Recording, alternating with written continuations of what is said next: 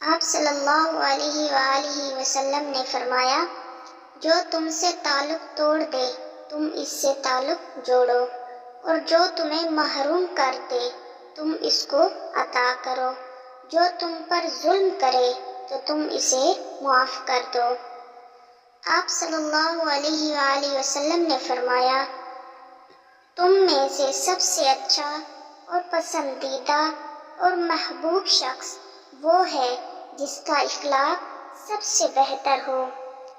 اللہ پاک کا بنایا ہوا ہر شخص مکمل خوبصورت ہے، بس خامی اور کمی ہمارے اخلاق اور ہمارے رویوں میں ہے۔